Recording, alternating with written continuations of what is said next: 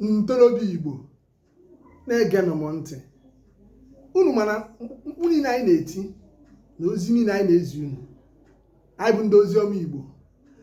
Ọ bụ ka kwesịkwa maka ndị okenye, ma ndị okenye ndị nnukwu okenye dịkwa mma ịdị na-anya, maka ụfọdụ n'ime anyị ka m gasịrị ndị ihe anyị na-ekwu ga-emetụta ihe nne ka nọ n'ụlọ ha bụrụ ha nwanụ ha eburu ya bụ ozi ọma bụ n'alụ ndị nọ n'ụlọ. Kedu ebe m na-eje? Unu na-anya na onyonyo na-afụ mbọ mụ bụ onye gbagoro n'anya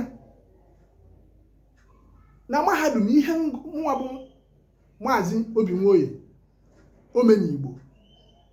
Ihe m gụrụ ebe ahụ bụ Combined Biological Sciences, ọ ya etu aka esi kpọọ ya Combined Biological Sciences. Anyị agụcha ya pụta wee bịa ndị onwe m anya wee fụ n'anya na ugogbe ndụ m ihe m na-afụ ebe a bụ Igbo Igbo Igbo.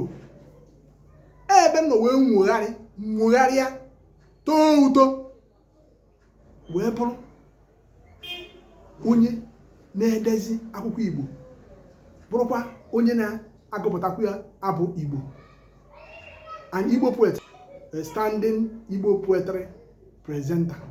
Ihe na-eme na Igbo karịrị an Igbo motivational evangelizer, onye ji asụsụ Igbo enye nkụzi mkpalite mmụọ, ezisakwa ozi ọma na ya. Aha na-etu ka ọ bụrụ ọnụ na ngwere si n'elu wee daa, si onye toye ya eto onwe.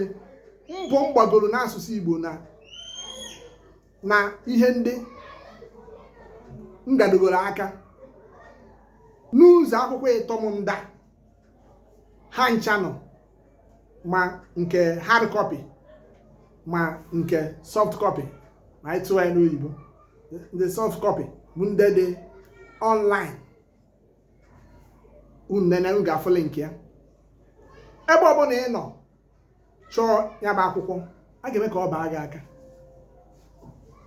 Eti ya ata maka ime Igbo, ọtọnọmi, abụ Igbo na ifo anyị foro Moonlight Tales. Nke a dị n'Igbo dị n'oyibo, anyị ekwughị ugboro.